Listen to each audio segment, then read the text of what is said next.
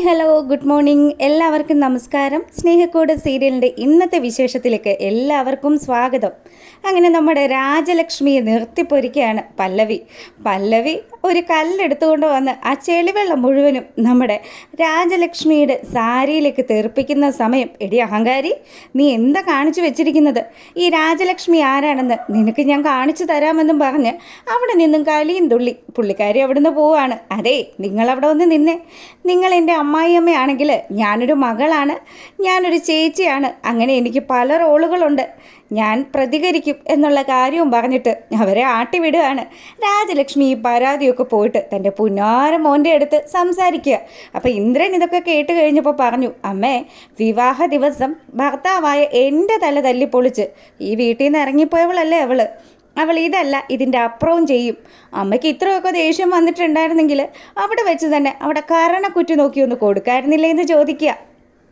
എന്നിട്ട് വേണം എൻ്റെ പൊന്നു മോനെ, അപ്പം അമ്മയെ ആരെങ്കിലും എന്തെങ്കിലുമൊക്കെ പറയുകയോ ചെയ്യുകയോ ഒക്കെ ചെയ്തു കഴിഞ്ഞാൽ നീ ചോദിക്കുകയൊന്നും ഇല്ലല്ലേ എന്നൊക്കെ പറഞ്ഞ് പുള്ളിക്കാർ ഭയങ്കര സെൻറ്റിമെൻറ്റ്സ് അടിക്കുക. ഈ സമയം ഇന്ദ്രനാണെങ്കിലോ, ഞാനേ വലിയൊരു പ്ലാൻ തയ്യാറാക്കിയിട്ടുണ്ട്, പല്ലവി എന്തായാലും എൻ്റെ കാൽ കീഴിൽ വീഴും, അന്ന് എൻ്റെ അമ്മയ്ക്ക് മനസ്സിലാകുമെന്നൊക്കെ പറയുക. പിന്നീട് നമ്മളെ കാണിക്കുന്നത് അങ്ങനെ ചെളി വീണ ഡ്രസ്സും ഒക്കെ ഇട്ട് നമ്മുടെ പാറുക്കുട്ടി ഇതാ ഇൻ്റർവ്യൂ അറ്റൻഡ് ചെയ്യാനായിട്ട് ഇരിക്കുക. കൂടെ ഇരിക്കുന്ന പെണ്ണുങ്ങളൊക്കെ നമ്മുടെ പാറുവിനെ നോക്കിയിട്ട് ഇത് എന്തൊരു കോലത്തിലാണ് ഇവിടെ വന്നിരിക്കുന്നത് എന്നൊക്കെ പറഞ്ഞ് കളിയാക്കുക കേട്ടോ.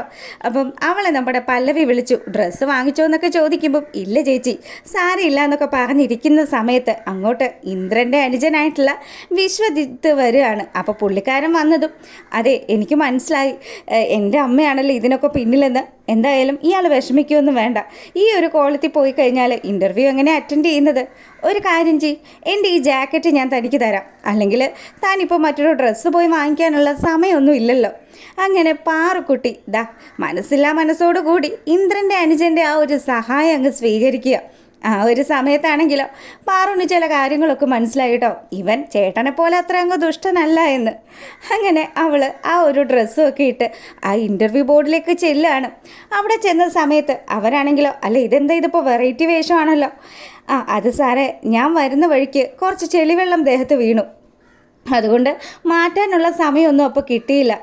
അങ്ങനെ നമ്മുടെ പാറുവിൻ്റെ സർട്ടിഫിക്കറ്റുകളും കാര്യങ്ങളും ഒക്കെ അവർ പരിശോധിച്ചിട്ട് അവരാണെങ്കിലും നമ്മുടെ പാറുവിന് ജോലി നൽകാം എന്നുള്ള ആ ഒരു തീരുമാനം കൊടുക്കുക. ആ സമയമാണെങ്കിൽ പാറുവിന് ഒരുപാട് സന്തോഷമായിട്ടോ. സാറേ, ഞാൻ ഒരിക്കലും പ്രതീക്ഷിച്ചില്ല എനിക്കിങ്ങനെ ഒരു ജോലി കിട്ടുമെന്നുള്ള കാര്യം.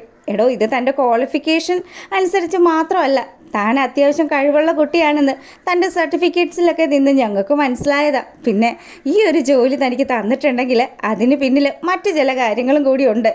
താനുണ്ടല്ലോ സത്യസന്ധയായിട്ടുള്ള ഒരു വ്യക്തിയായിട്ടാണ് ഞങ്ങൾക്ക് ഫീൽ ചെയ്തത്. അതുമാത്രമല്ല, ഇത്രയധികം കൃത്യതയും അതുപോലെ അത്യാവശ്യം നല്ല രീതിയിൽ കാര്യങ്ങൾ ഹാൻഡിൽ ചെയ്യാനും ഒക്കെ ഉള്ളൊരു കപ്പാസിറ്റി തനിക്കുണ്ട്. തനിക്ക് വേണമെങ്കിൽ ഞങ്ങളുടെ അടുത്ത് കള്ളത്തരമൊക്കെ പറയായിരുന്നു, പക്ഷെ താൻ കള്ളമൊന്നും പറഞ്ഞില്ലല്ലോ. എന്തായാലും ഈ വേഷത്തിൽ താൻ ഇങ്ങോട്ട് കയറി വന്നില്ലേ, സത്യസന്ധമായിട്ടുള്ള കാര്യങ്ങളൊക്കെ സംസാരിച്ചില്ലേ, ഞങ്ങൾക്ക് ഇതാണ് വേണ്ടത്. നമ്മുടെ കമ്പനിയിൽ ഇത്രയും അധികം ഉത്തരവാദിത്തമുള്ള ജോലികളൊക്കെ ചെയ്യുമ്പം അവർ സത്യസന്ധരായിരിക്കണമെന്ന് ഞങ്ങൾ വിചാരിക്കുന്നതിൽ എന്തെങ്കിലും തെറ്റുണ്ടോ എന്ന് ചോദിക്കുക.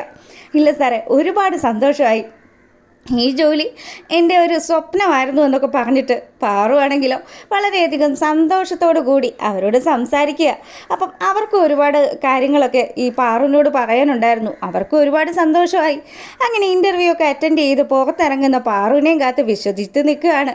അപ്പം അവനെ കണ്ടപാടെ തന്നെ, എടോ, ഇന്ന് ഞാൻ ഇൻ്റർവ്യൂ പാസ്സായിട്ടോ. ശരിക്കും പറഞ്ഞാൽ അപ്പോയിൻമെൻറ്റ് ഓർഡറൊക്കെ വന്നതാണ്, എന്നാലും അതിലൊരു കണ്ടീഷൻ ഉണ്ടായിരുന്നു. ഈ ഇൻ്റർവ്യൂ പാസ്സായെങ്കിൽ മാത്രമേ ഈ ജോലി കിട്ടുകയുള്ളൂ എന്നുള്ളൊരു കണ്ടീഷൻ. എന്തായാലും ഞാനതിൽ വിജയിച്ചു. അത് വിജയിച്ചത് തൻ്റെ ഈ ജാക്കറ്റ് കൊണ്ട് മാത്രമാണെന്നൊക്കെ പറഞ്ഞ് അവനോട് ബൈയും പറഞ്ഞ് അവൾ അവിടുന്ന് പോരുകയാണ്. പിന്നീട് നമ്മുടെ ബേബി ചേച്ചി നിന്ന് ദോശ ചുടുന്നത് കാണിക്കുക. സഹായിയായിട്ട് ഹരികൃഷ്ണൻ കൂടെ തന്നെയുണ്ട്. അവന്തികയാണെങ്കിലോ അങ്ങോട്ട് വന്നിട്ട്, ഞാൻ എന്തെങ്കിലും ചെയ്ത് സഹായിക്കണോ ചേച്ചി? വേണ്ട മോളെ, മോളപ്പുറത്ത് പോയി എന്താണെന്ന് വെച്ച് ചെയ്തോ, ഇതൊക്കെ ഞങ്ങൾ രണ്ടുപേരും കൂടി സെറ്റാക്കി എന്നൊക്കെ പറഞ്ഞു. പിന്നെ കുറച്ച് സമയം എൻ്റെ ഫോണിന് ചാർജില്ല, അവന്തികെ ഇത് എവിടെയെങ്കിലും ഒന്ന് കുത്തി വയ്ക്കാവോ, അല്ലെങ്കിൽ സേതുവട്ടം വിളിച്ചു കഴിഞ്ഞാൽ എന്നെ വഴക്ക് പറയുമെന്നൊക്കെ പറഞ്ഞ് ഹരി കാര്യങ്ങളൊക്കെ സംസാരിക്കുമ്പോൾ അവന്തിക കൊണ്ടുപോയി ആ ഫോൺ ഫോൺ കൊണ്ട് ഒരു റൂമിൽ കുത്തി വയ്ക്കുക. അതിനുശേഷം ബേബി ചേച്ചിയോട് കൊച്ചു വർത്തമാനമൊക്കെ പറഞ്ഞിരിക്കുമ്പോൾ അവനൊരു കോൾ വന്നു. ഫോൺ അറ്റൻഡ് ചെയ്യാൻ ചെല്ലുമ്പോഴത്തേക്കിനും ശരിക്കും പറഞ്ഞാൽ അച്ചു കൊണ്ടുപോയി കുത്തി വെച്ചിരിക്കുന്നത് നമ്മുടെ സ്വാതിയുടെ റൂമിലാണ്. സ്വാതി അതൊരു വലിയ സീനാക്കുകയാണ്. തൻ്റെ റൂമിൽ നിന്ന് ഫോൺ ചെയ്യുന്ന ഇവനെ കാണുമ്പോൾ സ്വാതിക്ക് ആ ഒരു ബുദ്ധി തോന്നുക. കുബുദ്ധിയാണല്ലോ ആള്. അങ്ങനെ അവൾ നേരെ വലിയ ഒച്ചപ്പാടും ബഹളമൊക്കെ ഉണ്ടാക്കി അമ്മേന്ന് വിളിച്ച് താഴോട്ട് ഓടി ചെല്ലുകയാണ്. ശരിക്കും നമ്മുടെ ഹരി പേടിച്ചു പോയി. അവനാണെങ്കിൽ സ്വാതി നീ തെറ്റിദ്ധരിച്ചതാണ്, എനിക്ക് ഫോൺ വന്നിട്ടാണ് എന്നൊക്കെ പറയുന്നുണ്ടെങ്കിലും സ്വാതി പറയുന്ന കാര്യങ്ങൾ കള്ളക്കഥകളൊക്കെ വിശ്വസിച്ച് നമ്മുടെ ഋതു എന്നാ അവൻ്റെ കാരണം നോക്കി ഒരു അടി അടിക്കുകയാണ്. അങ്ങനെ നമ്മുടെ ഹരി അവിടെ പെട്ട് നിൽക്കുന്ന ആ ഒരു സമയത്ത് അവന് രക്ഷകയായിട്ട് പല്ലവി വരികയാണ്.